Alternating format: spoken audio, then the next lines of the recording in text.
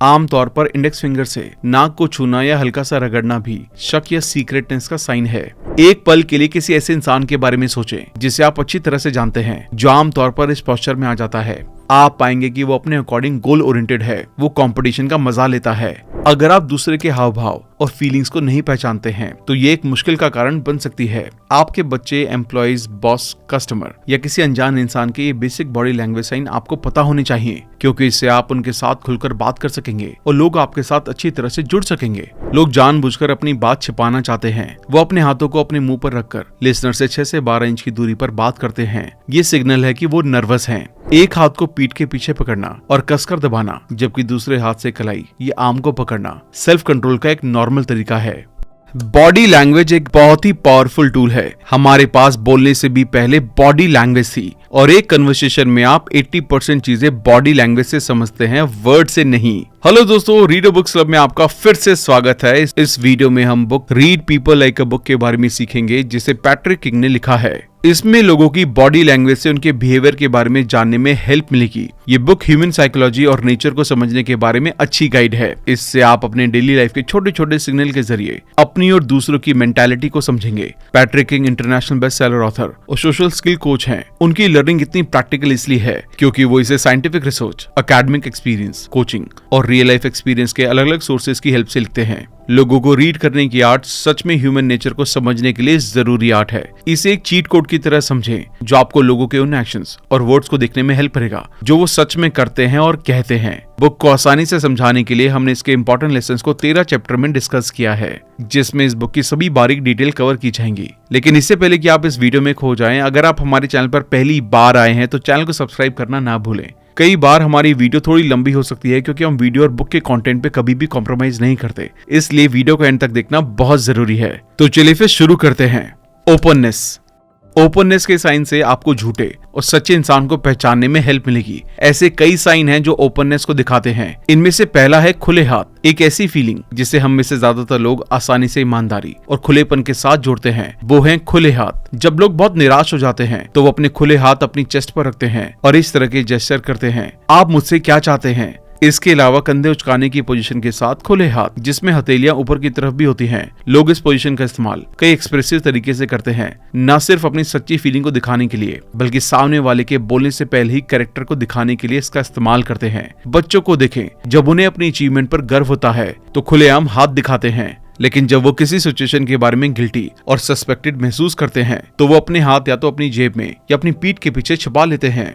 अगला सिंबल है कोट खोलना। जो लोग आपके लिए ओपन या फ्रेंडली होते हैं वो अक्सर आपकी प्रेजेंस में अपने कोट के बटन खोलते हैं, यहाँ तक कि उसे उतार भी देते हैं। ऑथर के एक रिसर्च में एक मीटिंग की एक वीडियो टेप रिकॉर्ड की गई, जिसमें पाया गया कि जिनके कोट के बटन खुले हुए थे उनके एग्रीमेंट के ज्यादा चांसेस थे। जिसने अभी अभी अपना मन आपकी बातों से एग्री होने के लिए बदला है, वो अपनी बाहें फैलाकर अपने कोट के बटन खोल लेगा। उसे उसी पोस्चर में रखने से आपके म्यूचुअल पर्पस ज्यादा आसानी से हासिल किए जा सकते हैं। कई बार जब बातचीत अच्छी चल रही थी तो आपने एक साथ आने का साइन नोटिस किया होगा, जिसमें ग्रुप में बैठा पर्सन अपने कोट के बटन खोलता है, अपने पैरों को खोलता है और कुर्सी के किनारे की तरफ डेस्क या टेबल के करीब जाता है। ये सिग्नल ज्यादातर मामलों में वर्बल बातचीत के दौरान होता है, जो आपसी एग्रीमेंट, सॉल्यूशन या आमतौर पर दोनों की जरूरतों के लिए मिलकर काम करने के पॉजिटिव एक्सप्रेशन को दिखाता है। डिफेंसिवनेस। अपने हाथों को चेस्ट पर क्रॉस किए हुए एम्पायर के साइन को हर प्लेयर जानता है। इसमें रेफरी ये कहना चाहता है कि वो अपने फैसले को डिफेंड करने के लिए तैयार है, यानी कि इस बारे में दूसरे रेफरी से बात की जाए। इसके अलावा अपने डिफेंसिव जेस्चर के रूप में हाथ को चेस्ट पर क्रॉस करके प्लेयर को ये जेस्चर देता है कि आपने बहुत ज्यादा बहस की है, इसलिए मैं इसमें नहीं पढ़ना चाहता। क्रॉस आर्म पोजीशन हमारी डेली लाइफ में नॉर्मल है और डिफेंसिवनेस को दिखाने के लिए दुनिया भर में इसका इस्तेमाल किया जाता है। बहुत छोटे बच्चे अपने पेरेंट्स के इंस्ट्रक्शन को इग्नोर करते टाइम अपनी बाहें क्रॉस कर लेते हैं। इस पोजीशन में लोग किसी अचानक हमले या किसी फिक्स चीज के अपोजिट अपना माइंडसेट बनाने की कोशिश करते हैं। ऑथर के रिसर्च किए गए सभी सिग्नल में से ये जेस्चर समझने में सबसे आसान है। ये एक ऐसा जेस्चर भी है जो दूसरों के बिहेवियर को इन्फ्लुएंस करता है। 4 या ज्यादा लोगों के ग्रुप में आप डिफेंसिव पोजीशन में अपनी बाहों को क्रॉस करके पूरे ग्रुप को इन्फ्लुएंस कर सकते हैं। इस फीलिंग को न सिर्फ सुनते टाइम बल्कि बोलते टाइम भी बनाए रखें और ध्यान दें कि ग्रुप के दूसरे लोग कितनी जल्दी आपकी पोजीशन को फॉलो करते हैं। एक बार जब उनमें से 2 लोग इस पोस्चर को अडॉप्ट कर लेते हैं और उस पर कायम रहते हैं तो दूसरे मेंबर भी इन्फ्लुएंस होते हैं। ऐसा करके आपके लिए ग्रुप को छोटे सब ग्रुप्स में बांटना या उन लोगों से अपनी बात मनवाना आसान होगा। अनफॉर्चुनेटली बहुत से लोग इस बात से अनजान होते हैं कि जब सामने वाला इंसान अपनी बाहों को क्रॉस करता है तो वो सिग्नल दे रहा है कि वो डिफेंसिव हो गया है। जिन्हें ये पता नहीं होता वो लोग डिफेंसिव पर्सन से जुड़कर उसकी फीलिंग को बाहर लाने और ये पता लगाने के बजाय कि उसकी क्या जरूरतें हैं, अपनी उसी बात को जारी रखते हैं, जिसके कारण दूसरा इंसान पहले डिफेंसिव हो गया था। जिससे अक्सर डिफेंसिव पर्सन आपकी बातों के लिए अपनी माइंड को क्लोज करने लगता है और आप जो भी कह रहे हैं उसे डिनाई करता है। इसलिए जब आप अपने सामने वाले को ऐसा करते हुए देखें तो उससे जो बात कर रहे हैं या जिस तरह से बिहेव कर रहे हैं उस बारे में दोबारा सोचें और जहां जरूरत हो बदलने की कोशिश करें। इवैल्यूएशन। जब इंसान ऐसी पोजीशन में होता है तो किसी प्रॉब्लम को सॉल्व करने में पूरी तरह से खोया होता है। जो लोग गाल पर हाथ रखकर एक थिंकर की तरह पोस्चर बनाते हैं वो किसी तरह के ध्यान में शामिल होते हैं जिसमें कभी कभी उनकी आंखें हल्की हल्की झपकने लगती हैं। इससे वो अपने चेहरे पर हाथ लाते हैं, अपनी चिन को हथेली में रखते हैं और अपने इंडेक्स फिंगर को अपने गाल पर लाते हैं। बाकी उंगलियां मुंह के नीचे रहती हैं। इसमें बोलने वाले के लिए उनका थॉट पैटर्न नेगेटिव होता है, तो आपका काम उनके इवैल्यूएशन को इंटरेस्ट में बदलना है। अगला साइन है सिर्फ थोड़ा सा झुकाकर सोचना। चार्ल्स डार्विन ने अपनी स्टडीज में देखा कि जानवर और इंसान जब भी कोई ऐसी बात सुनते हैं जिसमें उनका इंटरेस्ट होता है तो वो अपना सिर झुका लेते हैं। बहुत कम उम्र से फीमेल्स आसानी से इस साइन की इंपॉर्टेंस को समझती हैं। ये ध्यान से सुनने का सिग्नल है। जिस आदमी को वो इन्फ्लुएंस करना चाहती हैं उसके साथ बातचीत करते टाइम वो इसका इस्तेमाल करती हैं। एक बार जब स्पीकर को इस फीलिंग के बारे में पता चल जाता है तो वो अपनी ऑडियंस के साथ ज्यादा पॉजिटिव तरीके से जुड़ सकता है और इससे ये अंदाजा लगा सकता है कि उसकी इन्फॉर्मेशन कितनी अच्छी तरह से पहुंच रही है।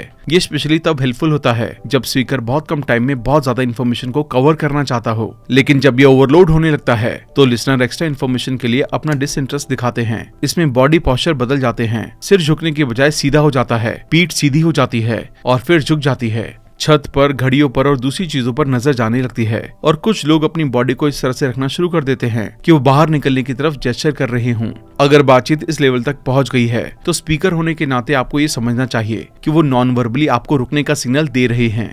Suspicion and secretiveness. पैर या पूरी बॉडी को एग्जिट की तरफ रखना इसका साइन है। कई बार आप देखेंगे कि अचानक कोई अपनी बॉडी को इस तरह झुकाकर बैठ गया है कि उसके पैर दरवाजे की तरफ हैं। ये जेस्चर एक क्लियर साइन है कि वो मीटिंग, बातचीत या जो कुछ भी चल रहा है उसे खत्म करना चाहता है। उसकी बॉडी का बदलना आपको बता रहा है कि वो जाना चाहते हैं। लेकिन इसके लिए अवेयर होना एक बात है और इसके बारे में कुछ करना दूसरी बात है। या तो उसको अपनी तरफ मोड़ने और आगे की तरफ झुकाने के लिए कुछ अलग करें या उसे जाने दें। किसी ऐसे इंसान से बात करते रहना जो जाना चाहता है लॉन्ग टर्म में आपके लिए कोई फायदेमंद नहीं है। पब्लिक में आपसे मिलने वाले लोग भी ऐसे ही सिग्नल देते हैं। कभी कभी बातचीत के आखिरी घंटे के दौरान वो अपनी बॉडी को ऐसे पोस्चर में रखना शुरू कर देते हैं जैसे वो जाना चाहते हों। एक स्मार्ट होस्ट की तरह आपको इस सिग्नल को नोटिस करना चाहिए और ईमानदारी से कहें, देरी हो रही है। जब हम साथ होते हैं तो टाइम जल्दी बीत जाता है। ऐसा कहने पर आप देखेंगे कि आपके बोलने के बाद वो अपनी बॉडी को चेयर के किनारे की तरफ ले जाते हैं। ये एक और सपोर्टिव साइन है कि वो सच में मीटिंग से जाना चाहते हैं।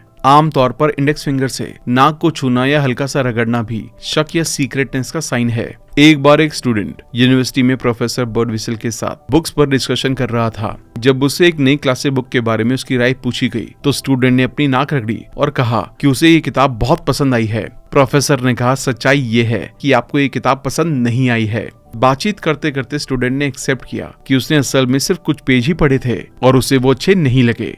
रेडीनेस। हिप्स पर हाथ रखकर खड़े होना रेडीनेस का साइन है। ये ऐसे साइन में से पहला है जिसे हम साफ तौर पर पहचान सकते हैं। आप इसे अक्सर किसी खेल के दौरान तब देखते होंगे जब कोई एथलीट खेल में शामिल होने का इंतजार कर रहा होता है। किसी बिजनेस मीटिंग में जब कोई इंसान अपने हिप्स पर हाथ रखकर या पैर फैलाकर खड़ा होता है तो इसकी पूरी पॉसिबिलिटी होती है कि वो वहाँ मौजूद लोगों से उसके इंस्ट्रक्शन को फॉलो कराने में इंटरेस्ट रखता है। इसके अलावा जब आप पूरे मोटिवेशन से किसी ऐसे गोल का पीछा कर रहे हो जिसे आप जरूरी मानते हैं तो अपने खुद के पोस्चर पर ध्यान देना। अक्सर आप भी ऐसे ही खड़े होते हैं। एक हाई अचीवर अक्सर ऐसा करता है क्योंकि इससे वो नॉन वर्बली किसी गोल के लिए अपनी डेडिकेशन को दिखाता है। एक पल के लिए किसी ऐसे इंसान के बारे में सोचें जिसे आप अच्छी तरह से जानते हैं जो आमतौर पर इस पोस्चर में आ जाता है। आप पाएंगे कि वो अपने अकॉर्डिंग गोल ओरिएंटेड है। वो कंपटीशन का मजा लेता है। इसे जानने के लिए ऑथर ने कई सालों तक उन पार्टिसिपेंट्स का रिकॉर्ड रखा जो उनके सेमिनार्स में शामिल हुए हैं। उनमें से लगभग 75% लोग सेमिनार के पहले घंटे के दौरान सवाल पूछते टाइम अपने कोट उतारे हुए, बटन खोले हुए या हाथों के बल हिप्स के पोस्चर में थे। ये ऐसा पोस्चर है जिसमें सामने वाला ज्यादा कैपेबल होने की अपनी इच्छा एक्सप्रेस करता है। हालांकि एक पॉजिटिव साइन है, इसलिए आपकी तरफ से चिंता का कोई कारण नहीं है। और अगर आप भी एक गोल ओरिएंटेड पर्सन हैं, तो आप उनके साथ आसानी से जुड़ सकते हैं और अपनी आइडियाज शेयर कर सकते हैं। इससे आपको मिलकर डिसाइड किए हुए गोल तक पहुंचने में हेल्प मिल सकती है। रेडीनेस का अगला साइन ये है, इसमें इंसान आमतौर पर कुर्सी के किनारे बैठना पसंद करता है। कई वीडियो टेप रिकॉर्डिंग में ऑथर ने देखा है कि कॉम्प्रोमाइज करने, हेल्प करने, खरीदने, एक्सेप्ट करने, एग्री करने या कंक्लूजन निकालने के लिए तैयार होने पर इंसान कुर्सी के किनारे की तरफ बढ़ जाता है। ये शो करता है कि वो इंसान पूरी तरह से एक्शन लेने के लिए तैयार है। याद रखें, आखिरी बार आपने जब कॉन्ट्रैक्ट पर सिग्नेचर किए थे, कुछ मिनट पहले आप शायद अपनी कुर्सी के किनारे पर बैठे थे।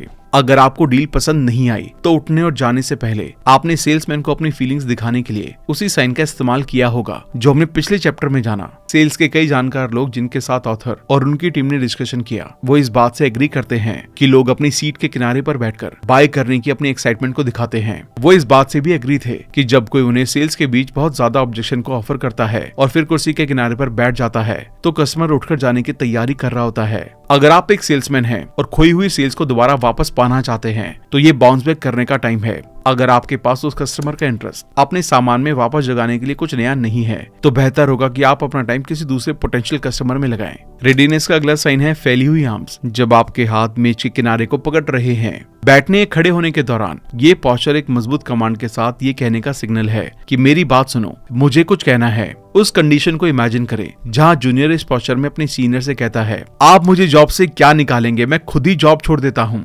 अगर आप दूसरे के हाव भाव और फीलिंग्स को नहीं पहचानते हैं तो ये एक मुश्किल का कारण बन सकती है। आपके बच्चे, एम्प्लॉइज, बॉस, कस्टमर या किसी अनजान इंसान के ये बेसिक बॉडी लैंग्वेज साइन आपको पता होने चाहिए, क्योंकि इससे आप उनके साथ खुलकर बात कर सकेंगे और लोग आपके साथ अच्छी तरह से जुड़ सकेंगे। लेकिन अगर आप अक्सर उनके नॉन वर्बल मैसेजेस से पूरी तरह से बेखबर होते हैं तो इसका रिजल्ट हमेशा एक इमोशनल उथल पुथल ही होगा जो रिलेशन में मुश्किलें पैदा कर सकता है। रीअश्योरेंस। यंग लोगों में अंगूठों को एक दूसरे से रगड़ते हुए हाथ दबाना सबसे आम साइन में से एक है जहां उन्हें रीअश्योरेंस की जरूरत होती है। इस दौरान हाथ से पिंच करना, कुछ चबाना या सक करने के लिए मुंह में पेन या पेंसिल डालना एक और जेस्चर है। जब कोई फीमेल कुछ ऐसा कहती या सुनती है जिससे वो अनकंफर्टेबल हो जाती है तो उन्हें श्योर करने के लिए बहुत ही प्यार से समझाने की जरूरत होती है। ऐसे में अगर आप उनसे पूछे कि आपने अभी जो कहा उसके बारे में आप श्योर हैं, वो शायद आपको श्योर करने की कोशिश करेंगे कि ऐसा ही है, या वो डिफेंसिव हो जाएंगी और जवाब देने से मना कर देंगी। दोनों ही मामलों में वो सिग्नल दे रही हैं कि उसने जो कहा है उस पर उन्हें पूरा विश्वास नहीं है और एक बार दोबारा से एश्योरेंस की जरूरत है। एक और साइन है जो रीअश्योरेंस को दिखाता है, वो है हाथ के फ्लैशी वाले हिस्से को पिंच करना। इसका इस्तेमाल मेल और फीमेल दोनों करते हैं, हालांकि ये फीमेल में ज्यादा नॉर्मल है। एक स्टडी में ऑथर ने पहले पार्टिसिपेंट्स को कॉफी दी ताकि वो प्लेबैक देखते टाइम अपने हाथों को बिजी रखें। वो ये देखना चाहते थे कि कितने लोग कॉफी पीना बंद करके पिंच करना शुरू कर देंगे। उन्होंने पाया कि उनमें से ज्यादातर लोगों ने पहले कप को अपनी आंखों के सामने ढाल के रूप में इस्तेमाल किया, जैसे कि वो उन्हें एक जरूरी काम करने से रोकने की कोशिश कर रहा हो। फिर इसे नीचे रख दिया और पिंच करना जारी रखा। उंगलियों के अलग अलग साइन लोगों की चिंता या इंटरनल कॉन्फ्लिक्ट को एक्सप्रेस करते हैं। रीअश्योरेंस की जरूरत वाला एक बच्चा अपना अंगूठा चूसता है और एग्जाम के बारे में परेशान एक स्टूडेंट अपने नाखून काटता है और पेमेंट डेट के बारे में परेशान एक टैक्स पेयर अपनी क्यूटिकल्स को तब तक नोचता है जब तक उनमें दर्द ना हो जाए। कभी कभी स्टूडेंट और टैक्स पेयर उंगलियों की जगह पर दूसरी चीजों का इस्तेमाल करते हैं और काटने के साइन के लिए पेन और पेंसिल का इस्तेमाल करते हैं। जिन लोगों को प्लास्टिक, मेटल या लकड़ी का टेस्ट पसंद नहीं आता वो कागज या कपड़े का इस्तेमाल करना शुरू कर देते हैं। अगर आप ऐसे टाइम में जरूरत के अकॉर्डिंग एश्योरेंस दे सके तो अपने अपोनेंट को साथ किया जा सकता है। कॉपरेशन। इसमें आप जानेंगे कि जो लोग सच में हेल्प करना चाहते हैं वो अपनी इच्छा कैसे एक्सप्रेस करते हैं। ऑथर एक टीम मीटिंग का हिस्सा थे। इसमें शामिल इश्यूज थे patent right, equity position, royalty, research and development cost, customers, production और डिस्ट्रीब्यूटर्स को ज्यादा सेल्स के लिए मोटिवेट करना। जैसे ही बातचीत शुरू हुई, अपोनेंट टीम के मेंबर्स में से एक ने कुर्सी पर आगे की तरफ बैठकर पंजों पर पैर रखकर नॉन वर्बली ये जताना शुरू किया कि वो इसके लिए तैयार है। ऑथर की टीम के मेंबर ने उसकी बातों को ओपन माइंडेड होकर सुना और उसके ऑब्जेक्शन को अच्छी तरह से सेटिस्फाई किया। इससे वो पॉजिटिवली इन्फ्लुएंस हुए और वो उनकी टीम के लिए अच्छे सपोर्टर बन गए। उन्होंने दोनों पार्टी के कंसर्न को समझा और दोनों के फायदे के लिए ऐसा तरीका बताया जिससे दोनों का फायदा हो। कई बार आपके साथ ऐसा हुआ होगा जब आपको लगा कि कोई आपका सपोर्ट कर रहा है लेकिन अचानक कुछ गलत हो गया। वो आपको पहले नाम से बुला रहा था लेकिन अब उसने आपको फॉर्मली बुलाना शुरू कर दिया। उसकी मुस्कुराहट बदल सी गई और वो आपको नीचे की तरफ झुकी हुई आईब्रो से घूर रहा था। इस तरह के अचानक बदलाव से डील करने के लिए आपको शायद पूरी तरह से एम्बैरेस महसूस कराया होगा।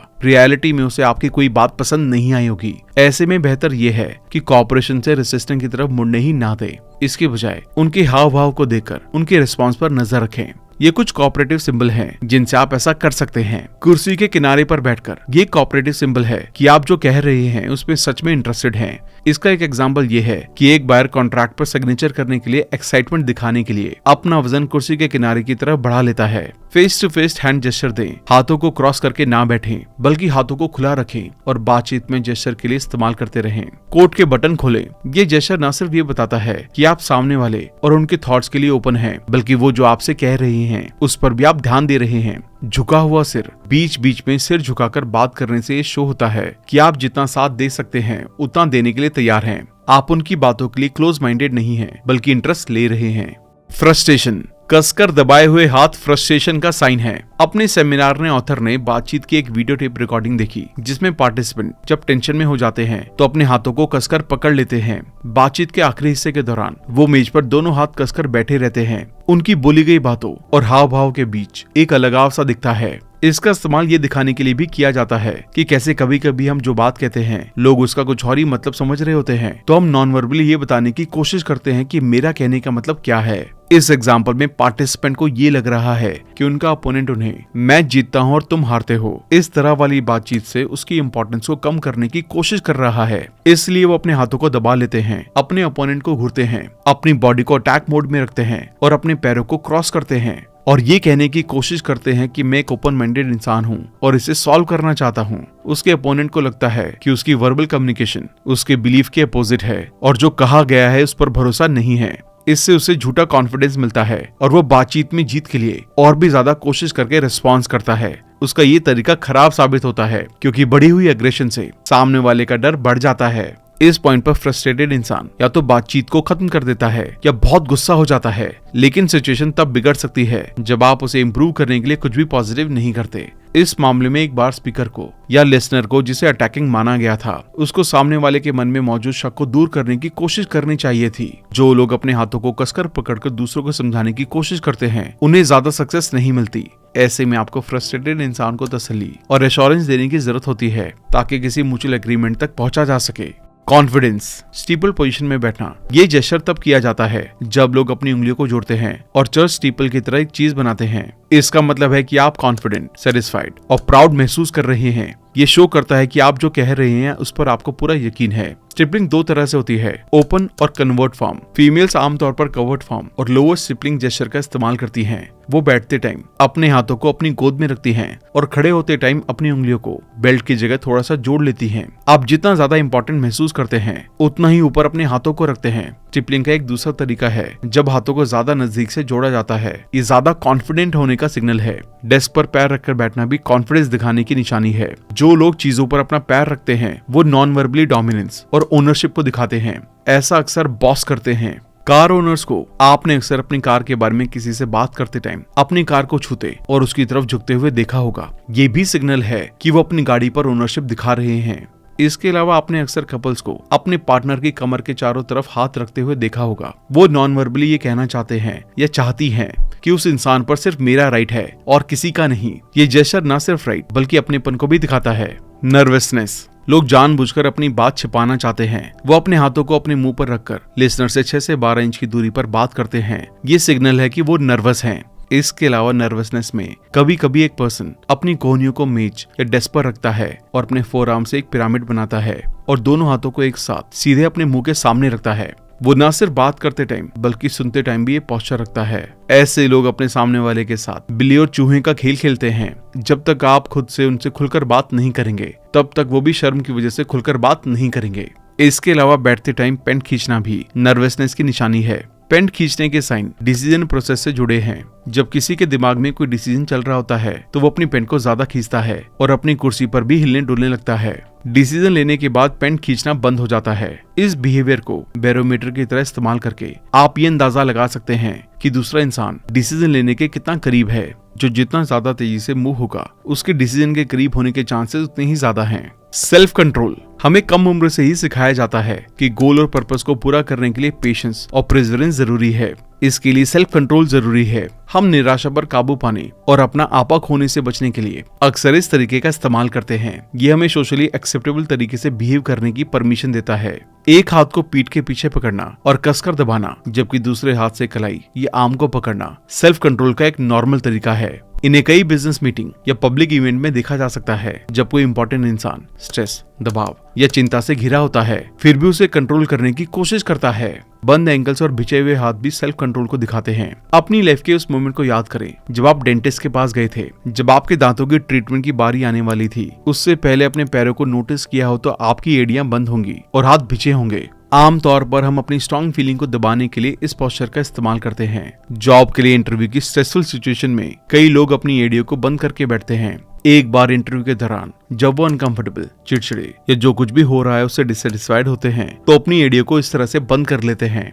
अगला साइन है हाथ को रोकना या कलाई को पकड़ना। इंटरनल कॉन्फ्लिक्ट को एक्सप्रेस करते टाइम इंसानों के साथ साथ जानवर भी इस बिहेवियर पैटर्न का इस्तेमाल करते हैं। जब कोई इंसान गुस्से में अपनी फीलिंग को डायरेक्ट एक्सप्रेस नहीं कर पाता, तो डिस्परेशन में अपना सिर खुजलाने लगता है या अपनी गर्दन के पिछले हिस्से को रगड़ने लगता है। फिर वो मजाक मूवमेंट या धमकी वाले पोज दिखाने लगते हैं, जैसे अपनी मुट्ठियां भींचना, अपनी कलाई या बाह पकड़ना या डराने के लिए धमकी वाला एक कदम आगे बढ़ाना। एंड में वो अपनी फीलिंग को एक जगह जैसे मेज पर मुट्ठी से पीटना या दरवाजे पर लात मारकर एक्सप्रेस करते हैं। ये एक्टिविटीज ऐसे साइन हैं जिनके बारे में आपको दूसरों के इमोशनल स्टेट से जुड़ने और उनका सामना करने के लिए अवेयर होना चाहिए। सैडनेस, हाथ में सिर रखना बोरियत का साइन है। इसमें हाथ की हथेली में सिर का बोझ होता है और आंखें झुकी रहती हैं। जो कुछ हो रहा है उसके बारे में वो इंसान किसी भी फीलिंग को छिपाने की जहमत नहीं उठाता।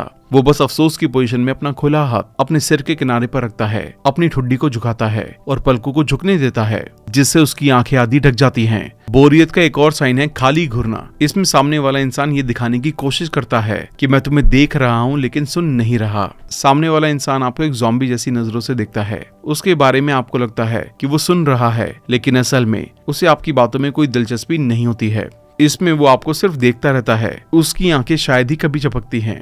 पलके झपकाने की कमी ये सिग्नल देती है कि वो अनकॉन्शियस स्टेट में है और आंखें खोलकर सो रहा है। उनके मन में आपको लेकर बहुत दुश्मनी है या जो कुछ भी हो रहा है उसके लिए बहुत बोरियत महसूस कर रहा है।